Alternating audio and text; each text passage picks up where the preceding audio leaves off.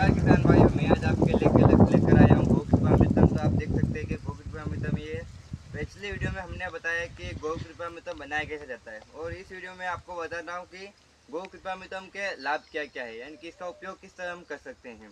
तो मैं आपको कुछ एग्जाम्पल के थ्रू बताऊँगा कि गौ कृपामृतम का हमें लाभ किस प्रकार मिल सकते हैं। तो मैंने इस बार मूँगफली की खेती की है, जिससे कि मुझे मूँगफली में बहुत ही लाभ हुआ है। यानी कि मैंने गौ कृपामृतम उसमें डाला है, जिससे मेरी मूंगफली में बहुत ही उपज हुई है। तो मैं आपको मेरे मूंगफली के खेत में लेके जाऊंगा।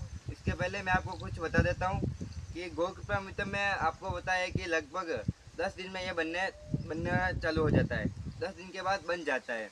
10 दिन के बाद हम जब मूंगफली में या किसी भी फसल में सिंचाई करते हैं, तब इसको डाल देते हैं, जिससे कि हमारे फसल में चला जाता है। और अच्छी पैदावार पाने के लिए हमें इसको मतलब ज़्यादा तरह से डालना पड़ता है।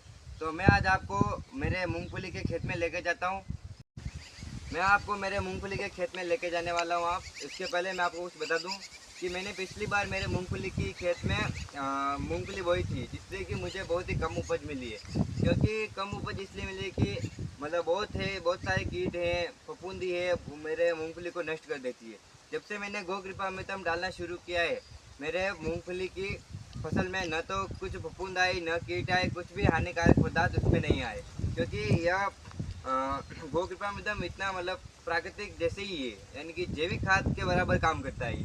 तो मैं आपको मेरे खेत में लेके जाता हूँ और मैं आपको बताता हूँ कि मूंगफली की खेती किस प्रकार मेरी उपज हुई, यानी कि उत्पादन भी बढ़ा है और मूंगफली भी ज़्यादा बढ़ी है। तो मैं आज आपको मैं लेके चलता हूँ मेरे खेत में। देखिए किसान भाइयों, तो मैंने आपको बताया कि गो कृपामृतम डालने से हमारे फसल में इतनी बढ़ोतरी आती है, ना तो इनके कीट लगते हैं ना कुछ नहीं। तो मैं आज आपको लेकर आया हूँ यहाँ पर मूंगफली के खेत में। तो मैंने गो कृपामृतम खेत में डाला, यानी कि मैंने मूंगफली की खेती की, उसमें खेत में गो कृपामृतम डाला तो मेरी इतनी अच्छी फसल हुई है कि मैं क्या बताऊँ। ये देखिए, यानी कि इस एक फसल के यानी ये कितने सारी मूंगफली बैठी है, ये देखिए। ये आप गिन सकते हो, और इधर नीचे भी देख सकते हैं कि इतनी सारी मूंगफली बैठी है। तो किसके कारण? या इसके कारण है कि गो कृपामृतम डालने से अच्छी अच्छी मूंगफली बैठी है।